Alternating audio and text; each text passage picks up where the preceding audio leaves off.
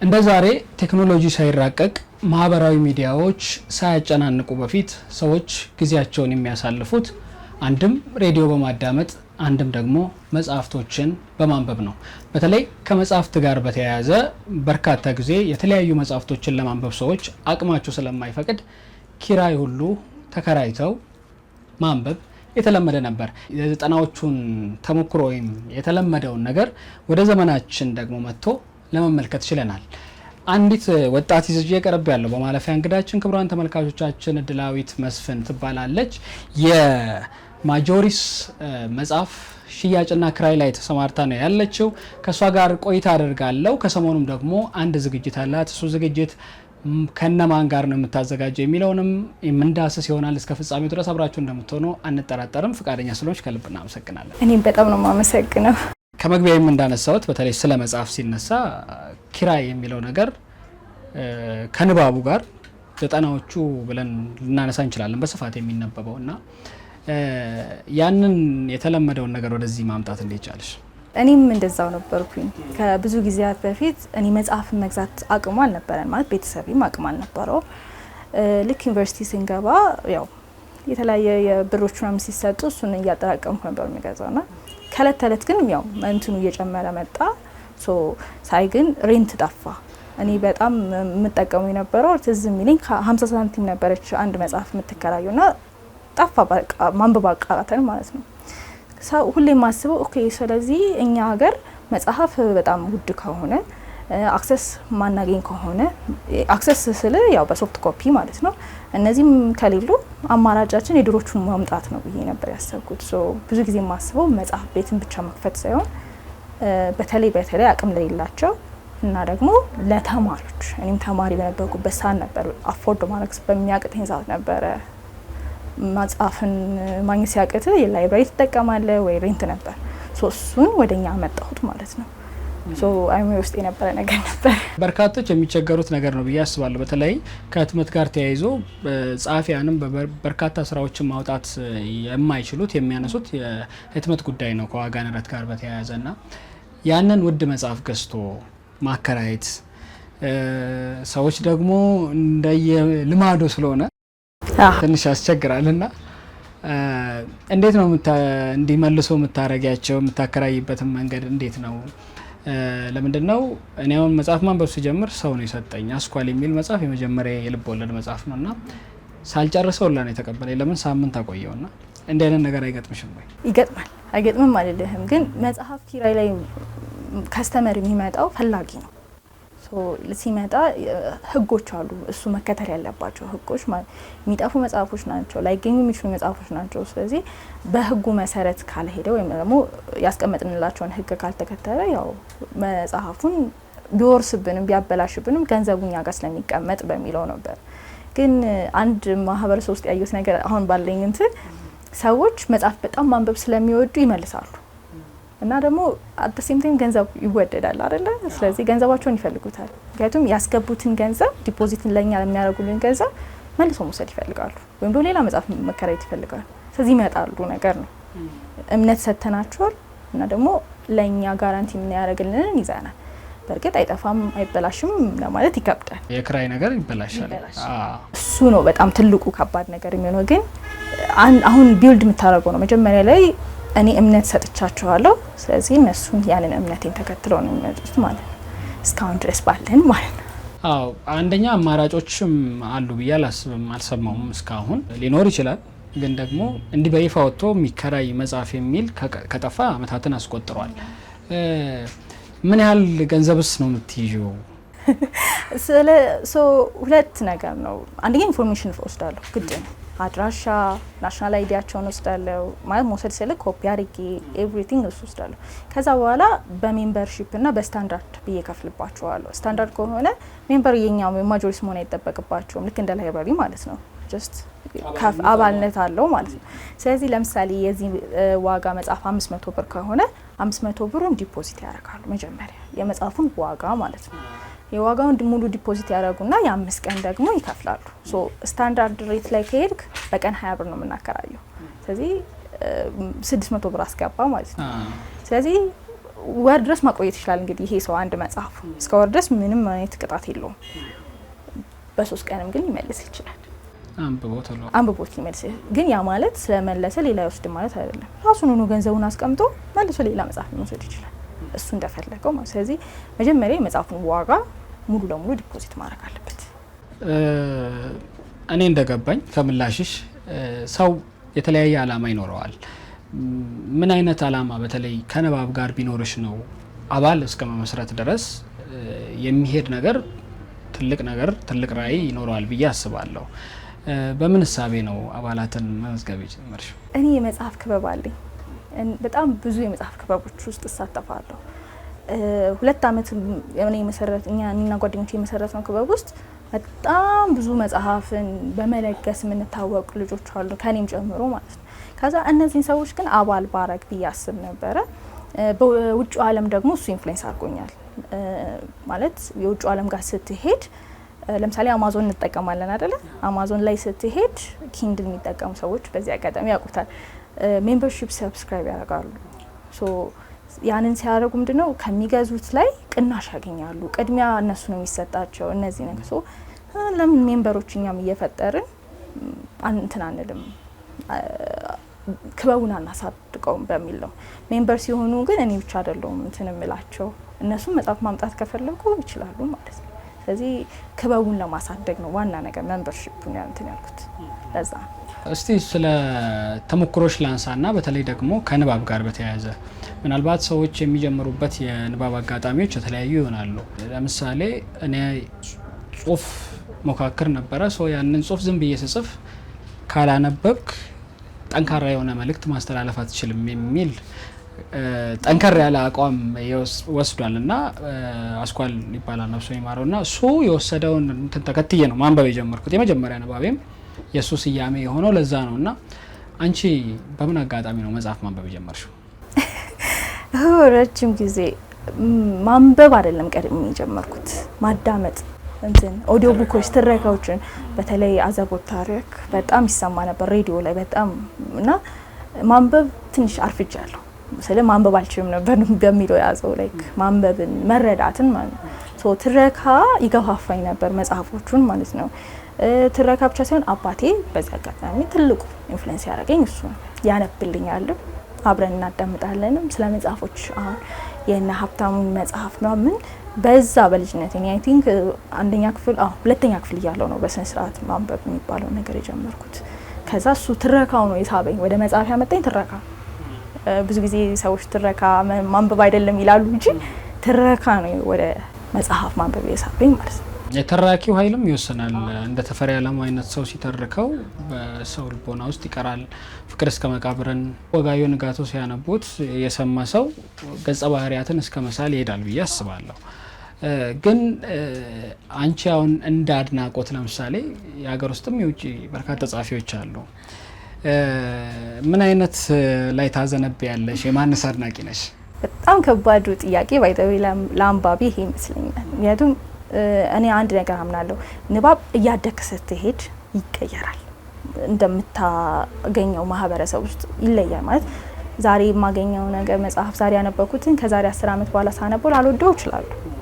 ያቀባበል እንትን ስለሆነ ግን በጣም ንባብን እንዲቀጥል ግን ያደረገኝ ሰው እስከ ጥግ ድረስ ከሀገር ውስጥ ሐዲስ ዓለማየሁ፣ ይሄ ምንም ጥርጥር የለው። ከዛ በኋላ ደግሞ በዓሉ ግርማ፣ ሁለቱ በጣም ንባብን እንትን ብለውኛል። ወደ ውጭው ግን ዳንኤል ስቲል በቃ በጣም ወዳት ነበረ። ላይክ መጽሐፎቿን ቢኖሩኝ ብዬ የምመኝላት መጽሐፊ ነበረች። እኛ ሀገር ደግሞ ትዝ ይለኝ ከሆነ በትረካና በትርጉም በጣም የእሷና የሲድኒ በጣም ይሰራጭ ነበር። ሲድኒ በጣም ጎበዝ ነው፣ ግን በቃ ሁለቱ ንባብን እንዳላቋርጥ ያደረጉኝ በሚለው ያዝልኝ።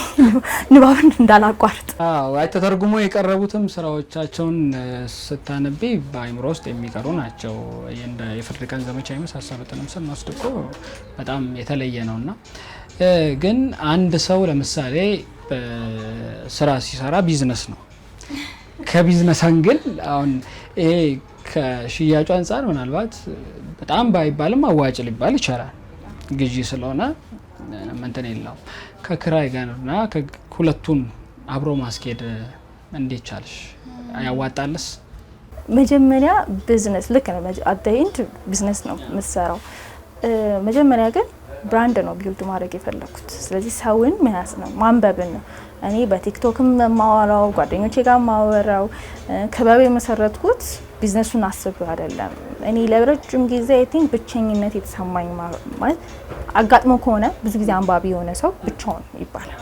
ያ ማለት ተመሳሳይ የሆነ ማህበረሰብ ውስጥ አይደለም ያለው። ወይም ለምሳሌ እኔ ያነባለሁ፣ ጓደኞቼ ላይ ያነቡ ይችላሉ። ከማን ጋር ታወራለህ? ከማን ጋር ስለ መጽሐፍ ጉዳይ ካልተወራ ደስ አይልም። ስለዚህ ይህንን ማህበረሰብ ነው ቢልድ ማድረግ የፈለኩት ማለት ነው። ስለዚህ ሬንት ሲመጣ አንድ ልጅ በተለይ ደግሞ ልጆች ላይ መስራት እፈልጋለሁ። ምክንያቱም እኔ ጋር ሲመጡ መጽሐፍን እንደ ብዙ ጊዜ አረ መጽሐፍ ተወዷል ምናምን እንላለን እና በሱ ምክንያት ብቻ ንባብን በቴክኖሎጂው እንዲዋጥ አልፈልግም። እና ደግሞ ሳይክል መስበር እፈልጋለሁ። ይሄ ጄኔሬሽን አያነብም የሚለው ያነባል። በጣም ከምንጠብቀው በላይ የኛ ጄኔሬሽን በጣም ነው የሚያነበው። ስለዚህ መጀመሪያ ብራንዱን ቢልድ ማድረግ ነው የምፈልገው። ኮሚኒቲውን ማሳደግ ነው የፈለኩት። ትንሽዬም ቢሆን ላይክ አሁን አዋጭ ላይሆን ይችላል፣ ግን እርግጠኛ ነኝ ከዛሬ 5 ዓመት አዋጭ ሆነኛል ብዬ አስባለሁ። ማህበረሰቡን ቢልድ አድርጌያለሁ። እንደዛ ብዬ አስባለሁ። ተስፋ አደርጋለሁ። በጣም የሚደነቅ ነው። ምክንያቱም ትልቅ ሀሳብም ነው። ለምሳሌ በሙዚቃው ዮሐና የራሱን ብራንድ የገነባበትን መንገድ ሲናገር በነፃ ነው የመጀመሪያውን በቃ ሙዚቃ በቴሌግራም እንዲያገኙ አድርጌ ነው የሰጠሁት። በቃ ይሄ ወጣቱ ትውልድ ይሰማኛል ብዬ ለማስበው ከዛ በኋላ ከስቴጅ ነው ማገኘው ኦር ላላገኝም እችላለሁ፣ ግን እንዲደመጥልኝ ፈልጋለሁ የሚል ነው እና ትልቁ እሳቤ እሱ መሆኑ ጥሩ ግብረ መልስ ያመጣል ብዬ አስባለሁ። ከምንም በላይ ደግሞ አሁን ያነሳሽው በተለይ አሁን ላይ ንባብ ተቀዛቅዟል እውነት ለመናገር ግን ከአመታት በፊት ይሄ ኮንዶሚኒየም ሲስፋፋ ይመስለኛል ዳንኤል ክብረት አንድ ቃለ መጠይቅ በተደረገለት ጊዜ ተናገረው ነገር ነበረ። ልጆቻችን እንዲያነቡ እንፈልጋለን፣ የሚያነቡበት ቦታ አለ ወይ የሚል ሀሳብ አንስቷል። ለምሳሌ ኮንዶሚኒየም ስንገነባ እዛ ቦታ ላይ አንድ ቤተ መጻሕፍት እዛ ሰፈር ላይ ያስፈልግም ወይ? የተለያዩ ነገሮችን እያየ የሚያድግ ልጅ አንብብ ብለን ብንገፋፋው አይሆንም። ምክንያቱም ከዛ ማህበረሰብ ቢሰበሰብ ሁለት መጽሐፍ ቢያዋጡ በሺዎች የሚቆጠሩ መጽሐፍ ይገኛል የሚል ሀሳብ አንስቷል። እና ምናልባት አንቺ አሁን ስንመለከት ያለንበትን ቦታ ተመልካቾችም ይረዱታል ብዬ አስባለሁ። ጠበብ ያለ ነው እና እዚህ ውስጥ የመጽሐፍ ውይይት ከህይወት ተፈራና ህይወት ምሻው ጋር ሁለት ህይወቶች አስበሻል እና እንዴት ነው እዚህ ውስጥ ልታስተናግጅ የምትችለው?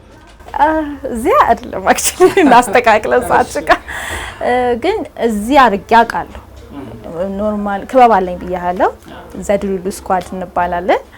ስማችን ትንሽ ግር ያስብላል አይነው። ስለዚህ እዚህ ነው ቦታ በጣም ክበባችንን ስንመሰርት ምንድን ነበር መሰለ መጀመሪያ ያጋጠመ ቦታ ማግኘት ካፌ አይፈቅድልህም። ቁጭ ብለህ ሪቪው ለማድረግ at the end of the month ነው የምታነበው። ተገናኝተህ መጽሐፉ እንዲህ ነው ምናምን ብለህ ለማውራት ምቹ ቦታ የለም። እንደዚህ አይነት ቦታ እንዳልከው ነው ላይብረሪ የለም፣ ወይም ደግሞ የኮመን ግራውንድ የምትለው ነገር የለም፣ ወይም ኦፕን ስፔስ የምንለው ነገር የለም። ብዙ ገና አልተለመደም። እኛ የምንታወቀው ፓርክ ውስጥ ነው። ፓርክ ነበር የምናደርገው። ያም ነው ይሄን ቤት እንድከፍት ፑሽ ያደረገኝ። እኔ የራሴ ክበብ ብቻ ሳይሆን ሌላውም ክበብ ስፖርት ያስፈልጓል። አሁን ቀጣይ መጥቶ እኔ እዚህ ላድርግ ቢለኝ እሺ ነው የምለው። ለዛ ነው አንደኛው ምክንያት ይሄን ማጆሪስ የከፈትኩበት ዋና ምክንያት እሱ ነው። ቦታ ለአንባቢዎች መስጠት ባለኝ ትንሽዬም ቢሆን ባለኝ ማለት ነው። የህይወትና ህይወት ሁለተኛ ዓመታችንን እያከበርን ነው። ለኛ ትልቅ ነው። ህይወትና ህይወትን ሁለት ጄኔሬሽን ህይወት ተፈራ በጣም ከኛ ቀዳምት የምንላቸው ብርቅዬ ከምንላቸው ሴቶች ውስጥ አንዱ ናት። ያሁኑ ደግሞ የኛ ጄኔሬሽን ደግሞ የምትይዘው ህይወት ምሻው ናት። ስለዚህ ምን አደረግን? 2 ወር የሁለቱ መጽሐፍ ማይንድ ቱ ዊን የህይወት ተፈራ ወይም ደግሞ በአማርኛው ደግሞ ሀሰሳ ተብሎ ተተርጉሟል። እሱንና አንደኛውን ደግሞ የቡና ቁርስ በህይወት ምሻው የተጻፈውን አነበብን። አሁን እሁድ በሰፊው ማህበረሰቡን ያካተተ ቁጭ ብለን እንድናወጋበት ነው መድረክ መፍጠር ይፈለግ ነው ማለት ነው። ሶ ዋናው ሀሳቤ ምንድነው ጸሐፊ ከአንባቢ ጋር ጥሩ ግንኙነት እንዲኖረው ነው የምፈልገው። የተደበቀ አይደለም፣ ጥሩ ግንኙነት እንዲኖረው ነው። እንደኔ ጸሐፊዎች፣ ደራሲዎች መታወቅ አለባቸው ብዬ አስባለሁ። መንገድ ላይ ሳያቸው ማለት ማወቅ አለብና ልክ አሁን ለምሳሌ ዘፋኝ እናውቃለን፣ ፊልም አክተር እናውቃለን፣ ቲያትረኛ እናውቃለን። ስንቶቻችን ደራሲዎቻችንን የምናውቀው? አንባቢም ሆነ ነው ይሄ ባይ ዘ ዌይ አንባቢ ላይ ነው አናያቸው። መድረክ የለም፣ ቢኖርም ትንሽ ሰው ነው የሚሄደው። ሶ መስፋፋት አለበት። ሶ እሁድ የተዘጋጀውን ፕሮግራም 2ኛ ዓመት በማስመልከት ነው። በዚህ ላይ የማይንድ ቱ ዊን እና የቡና ቁርስን አብረን ከነሱ ጋር ሪቪው እናደርገዋለን። ከዛ ግጥም የነ ማሎ እነ ናቲ ያብናት እነሱ በግጥማቸው ደግሞ በደንብ አድርገው ያደምቁታል። ከዛ ደግሞ ያው ጥበብ ነች፣ ሙዚቃም አለች፣ ሚልካ ትባላለች። ሶ በቃ የቡና ቁርስ እያለን መጽሐፎች መዳሰስ ነው። በጣም ደስ ይላል። ምናልባት ከንባብ ጋር የተያያዘ የተለየ ገጠመኝ ካለሽ ይህን ማነሳለሽ። በአንድ ወቅት እንዳነሳሽው ነው ይሄ 90ዎቹ ላይ ኪራይም ስላለ በአጋጣሚ በብዛት የመከራየት እድል አልገጠመኝም እኔ። ምክንያቱም የጓደኛዬ ወንድም ስለሆነ አስኳል ከሱ ነው የምንወስደው፣ የሱ መጽሐፍቶች ነው የምናነበው። ከሆነ ጊዜ በኋላ መግዛት ጀመርን። ግን አነበብኩና መጨረሻው አናደደኝ እና ብዙ አንባቢዎች ይገጥማቸዋል ነገር።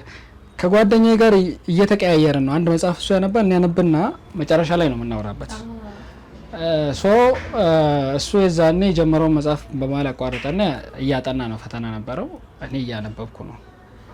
ልክ ሲጨርስ ስለተናደድኩ ወረወርኩት እና ቁጭ ብሎ እያጠና ነው መጽሐፉን። ከዛ በኋላ እሱ ማንበብ አልፈለገም፣ እሱም ያነበውን ደግሞ እኔ ማንበብ አልፈለግኩም። በቃ ምክንያቱም የምናወራው ነገር ስለማይኖር አንድ መጽሐፍ ላይ ስለሆነ እንዳያነብ ነው ያደረኩትና እንደ አይነት የተለየ ገጠመኝ ወይም የተለየ በመጽሐፍ ዙሪያ የገጠመሽ ነገር አለ?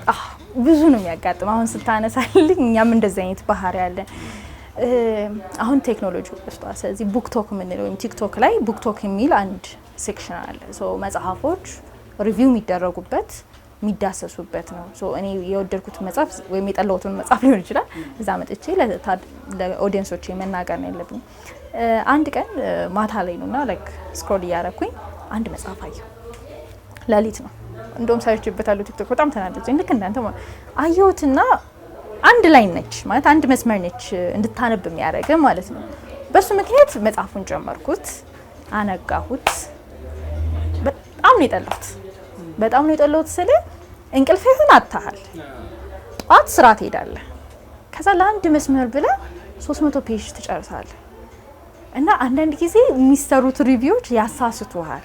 ከዛ እኔ ለጓደኞቼ መጥቼ በንጋታው ይሄ መጽሐፍ እንዳታነቡት ግን እኔ ባይ ዘ ዌይ ጓደኞቼ የሚሉኝ እሙኮ አታነቡት እሙ ነው የሚሉኝ። ያው አታንብቡት አትልም ትላለህ። አዎ አንብቡት እላለሁ እኔ ባይ ዘ ዌይ የምጠላውን መጽሐፍ። ለምንድን ነው አንዳንድ ጊዜ ቆመለና እኔ ሆን ችግሩ እላለሁ ማለት እኔ የጠላሁት ጓደኛዬ ልትወደው ስለሚችል ከዛ እነሱ አነበቡት፣ ልክ እንደኔ ጠሉት፣ እኔንም ጠሉኝ። ስለጋበስ ያቸው ማለት እስኮቻ አታንብቡ ብዬ ከዛ ለምን ምናምን ሲሉኝ አረ ኢንተረስትድ ናችሁ ቀጥሉ። ከዛ በቃ ብዙም እንደዚህ አይነት ነገር በጣም ነው የሚያጋጥም። እዚህ ደግሞ ሬንት በምሰጥበት ሰዓት ደስ ያለኝ ነገር እና በጣም አሁን ገና እየሰሩበት ነው። ልጆች መጡ። ልጆች ስለ ታዳጊዎች ናቸው፣ 10 አመት እና 11 አመት ናቸው። ሜምበሮቻችን ናቸው እና ከእናታቸው ጋር ነው የመጡት። ጎትተው እናትና አባታቸው በቃ መጽሐፍ አትገዙም ማለት ስለዚህ መጽሐፍ ተከራዩልን ብለው ነው የመጡት። በጣም በቃ እንደዚህ አይነት ኢንፍሉዌንስ ማምጣት ራሱ ትልቅ ነው። ልጆች ናቸው፣ እናትና አባት አቅም የላቸው። ስለዚህ መተው ተከራዩ። እነዚህ ልጆች እንዴት ብለህ ትከለክላቸዋለህ? መጽሐፍ ግን ያው መጽሐፍ ውድ ነው፣ ስለዚህ እንትን ነውና ይሄን በመክፈቴና አትሊስት ለአንድ ፕሮብሌም ሶልቭ መስጠቴ ትንሽም ቢሆን ትልቅ አይደለም። ገና ብዙ ችግሮች አሉ በንባብ ውስጥ። ግን ለኔ በጣም አኮምፕሊሽመንት ነበር በዛ ጊዜና እሷን አጋጣሚ አረሳት መተው በጣም የምናመሰግንሽ ብለውኝ ከዛ መጽሐፍ የኔ ሪኮሜንዴሽን ወስደው ነው ያነበቡት። አሁን ሜምበሮቼ ናቸው የኛ። በጣም ደስ ይላል። ትልቁ ነገር ጽሁፍ ሲባል ከእውቀት ጋር የሚገናኝ ስለሆነ ተጽዕኖ መፍጠሩ ነው ትልቁና ምናልባት የክበብ ነበረን ብለሻልና ያ ክበብ የራሱ ስያሜ ያለው እዚህም ሌላ ስያሜ ያለው ቤተ መጻሕፍት ከፍተሻል። የሁለቱን ስያሜዎች ትርጉም ብናቅ ደስ ይለኛል። ማጆሪስ ትልቅዬ ለእኔ በልጅነቴ ማጆሪስ መጽሐፍ ነው ባይተው ትልቅ የፖለቲካ መጽሐፍ ነው። በሚገርም ሁኔታ ግን ሳነበው ልጅ ነበርኩና የፖለቲካ መጽሐፍ ነው ብዬ አልነበረም ያነበብኩት። ግን ቃሉ በጣም ውስጥ የቀረች ነበረች። ማጆሪስ ማለት ታላቅ ነበርን ታላቅ እንሆናለን ነው እና ይሄ ልክ ይሄን ልካፍተሰ ስያሜ ስጪ ተባልኩኝ። ጓደኞቼ ስያሜ ምንድነው ምን ልትይ ነው ሲሉኝ ግራ ገባ። በቃ አይምሮ ውስጥ የመጣው ማጆሪስ ነው አልኳቸው። ስነግራቸው ይሄ ነው ምክንያቱ እውነትም ታላቅ ነን ስናየው በመጽሐፍ ደረጃ ላይ ከመጣ ታላቅ ነን። ላይክ ብዙ ጸሐፊያን አሉ በጣም እኔ እንጃ አይ ቲንክ ኢትዮጵያ በሊትሬቸር በጣም ጠንካራ የምትባል ሀገር ነችና ስለዚህ የበለጠ ለማጠንከር ነው እንጂ ያለብን እንዲጣፋ መገፋፋት ያለብን አይመስለኝም። ሶ እሱን ስም የመረጥኩበት ዋና ምክንያት እሱ ነበር፣ ለኛም ለአንባቢዎቹም ለደራሲያኖቹ። ሶ ብዙ ጊዜ ሲጠይቁ ማጆሪስ እስቲ መጀመሪያ ፈልጋችሁ ነው አላቸዋለሁ። ለዛ ነው ዱሉሉ ስኳድ እንደ አጋጣሚ የተመሰረተ ክበብ ነው በቲክቶክ ምክንያት ማለት ነው። ሁሉም የራሱ የሆነ ኢንተረስት ያለው ሰው ነው ነበር የመጣውና ዲሉዥን ነው ያው እብጀት እንደ መጦዝ የምንለው ነገር ነው። ሶ አጠር ብላ ነው ዱሉሉ የተባለው። በቃ ራንደም ፒፕል የማንተዋወቅ ቲክቶክ ላይ ማለት በአካል ምንም ማንተዋወቅ ሰዎች መጽሐፍ ፍቅር ስለያመጣ ሶ ስሙን ዱሉሉ አልነው ማለት ነው። ከዛ ያው ቀጠለ 2 አመት ሙሉ ስሙ ሳይቀየር እግዚአብሔር ይመስገን ቀጠለ። ሶ አሁን ያው 2 ስያሜ በመጽሐፍ ሰጥተናል ማለት ነው። እዚህ የውጪም የሀገር ውስጥም መጽሐፍቶች ይታዩኛል። ለምሳሌ እንደኔ አይነት የግጥም ፍቅር ላለው ሰው ማናሳ ነው። ለምንድን ነው እሱ ነው አሁን ብዙ ጊዜ የግጥም ቢሸጥ ነው እንትን የሚለው ብዙ ሰው ግጥምን መጽሐፍ አይከራከሩም። አንድ ደግሞ ሌላኛው ጉድለት ብዬ ማስበው ግጥም ላይ ነው። የግጥምና የልጆች መጽሐፍ ላይ አለ ብዙ የልጆች መጽሐፍ በእርግጥ ግን ስቲል አናሳ ነው ብዬ ነው የማምነው። የግጥም ላይ ስንመጣ ደራሲዎቹም የተጎዱ እየመሰለኝ ነው ለመናገር። ሶ ለዛ ነው ብዙ ያልተገኘው። ላይክ ለኪራይ ማቅረብ ብዙዎቹ እንትን አይሉም፣ ግን ስንጠየቅ ኦርደር ስለምንቀበል አለ ይሄኛው ብቻ አይደለም እንትናችን ዋናው ስቶር ሌላ ነው። ስለዚህ አሉ ሌሎች መጽሐፎች ሲፈለግ ይመጣል። በቦታችን ጠባብ ስለሆነች እየመረጥን ነው የምናወጣው። ለዛ ነው እንጂ ግጥም በጣም መፈለግ ያለበት ነገር ነው። ግን እኛ ሀገር ጋር ደግሞ ትንሽ ችግር ያለበት እሱ ነው ብዬ አምናለሁ። ማህበራዊ ሚዲያ ብቻ የሚያገናኘውን ሰብሰብ ማድረግም ትልቅ ነገር ነው። ለግጥም አፍቃሪያንም ግጥም ተዘጋጅተዋል፣ ሙዚቃ አለ፣ እንዳነሳሽውም ውድድሮችም ስላለ ትልቁ ነገር አንዳንዴ መጽሐፍ ሰዎች ካነበቡ በኋላ እይታቸው ነው የሚሰፋበት፣ የተለያዩ እይታዎች የሚያዩበት መንገድ ስላለ እዛ ላይ የሚነሳው ሀሳብ ገንቢ ይሆናል ብዬ አስባለሁና አንቺም እንግዲህ ይህን ትልቅ ራዕይ ይዘሽ እዚህ ውስጥ ነው የተገናኘ ነውና ጠባብ ስፔስ ነች፣ መተዳደሪያሽ እቺ ብቻ ነች የሚል ጥያቄ ያጭራል ብዬ አስባለሁና አይ አይደለም። ሙያዬ ባዮሜዲካል ኢንጂነር ነኝ። ሶ የተለያዩ ፒዎችን ይዛለሁ፣ እንዲሁም ደግሞ ዳታ አናሊሲስ አደርግላቸዋለሁ። እነዚህ አይነት ስራዎችን እሰራለሁ እንጂ መተዳደሪያ አይደለም። ይሄ ለወደፊት መጦሪያ ያላነበብኳቸውን ጊዜ ጠብቄ የማነብበት ቦታ፣ ከስራ ዳክሞኝ ስመጣ የምደበቅበት ቦታ፣ ለሁሉም ደግሞ ስፔስ የሆነች ቦታ ናት። ስለዚህ ይሄን ለፓሽን እየሰራ ይሄ ፓሽን ነው፣ የወደፊት ደግሞ መጦሪያ ነው ትላለች እናቴ። ስለዚህ መጦሪያ ነው። ማለፊያችን እንዴት አገኘሽ? በጣም አሪፍ ነው። አሁን ልክ ማለፊያ ነው፣ እውነትም ማለፊያ ነው። ስለዚህ ቀጥሉበት። እንደኛ አይነት ብዙ ደግሞ ሌሎችም አሉ፣ ለነሱም እድል ስጧቸው አደራችን። እናመሰግናለን። ኦቢኤን በጣም ነው እናመሰግናለን። ትልቅ ራዕይ ሰንቀሽ እንዲህ አይነት ዝግጅት ማዘጋጀት ብቻ ሳይሆን ከንባብ ጋር ሰዎች እንዲላመዱ የጠፋውን የክራይ ባህል አምጥተሽ እያከራየሽ እንዲያነቡ እያረግሽ ነውና ለዚህም እጅግ በጣም ትልቅ ምስጋና ይገባሻል እውነት ለመናገር ምክንያቱም ወጣት ማፍራት ትልቅ ነገር ስለሆነ ነውና እኛም ፈቃደኛ ሆነሽ እዚህ ተገኝተን አብረን እንድንጫወት ስለፈቀድሽልን በኦቤን ሆርን ኦፍ አፍሪካ ተመልካቾች ስም ከልብ አመሰግናለሁ። በጣም ነው የማመሰግነው አኩራችሁኝ ስለመጣችሁ በጣም ነው የማመሰግነው። በጣም እኔ እንጃ ደስ ብሎኛል ስለመጣችሁ የበለጠ ደግሞ እንድሰራ ነው ያጠነከራችሁ።